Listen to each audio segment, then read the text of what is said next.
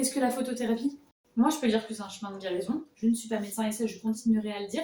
Et quelque part, je pense que c'est les gens qui ont les clés en eux pour se guérir eux-mêmes, mais qui n'arrivent pas toujours à trouver les clés chez eux.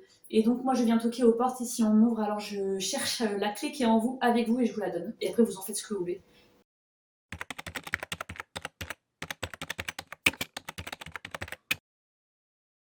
Bonjour, je m'appelle Saskia Lecoq. J'ai 30 ans, je suis maman de deux enfants vivants et deux enfants au ciel.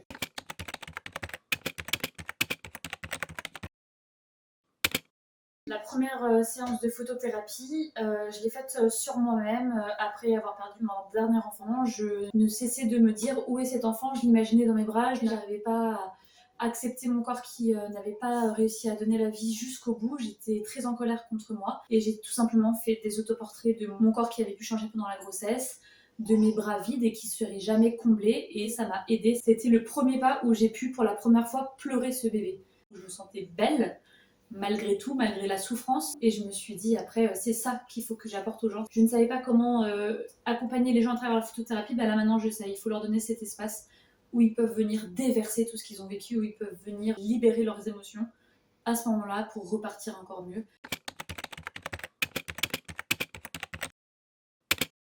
La force de la photothérapie, au-delà d'une thérapie autre qui peut faire tout à fait du bien, la photothérapie donne un marqueur temps et permet de voir une transformation. J'aime me dire que chacun de mes clients, c'est des chenilles qui vont devenir papillons et qui se rendent compte de ce par quoi ils sont passés, qui se rendent compte qu'ils sont beaux, qui se rendent compte qu'ils sont aimables et qu'ils peuvent s'aimer. C'est une voie pour appréhender les cicatrices de son âme, pour pouvoir les chérir, pour pouvoir les aimer, en prendre soin. Et si on en prend soin, alors quelque part on se soigne.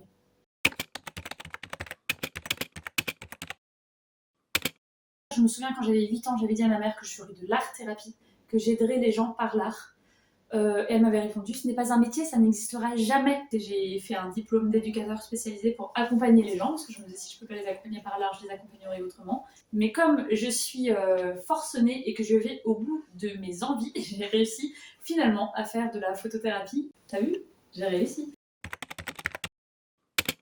Pourquoi ça?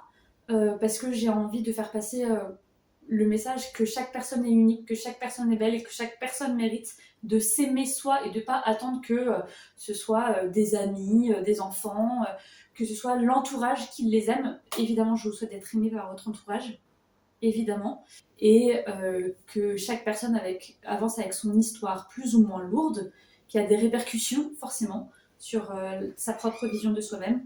Réussir à continuer de s'aimer malgré une histoire douloureuse, malgré des traumas vécus, c'est un bon pied de nez à toutes les choses difficiles que l'on peut vivre.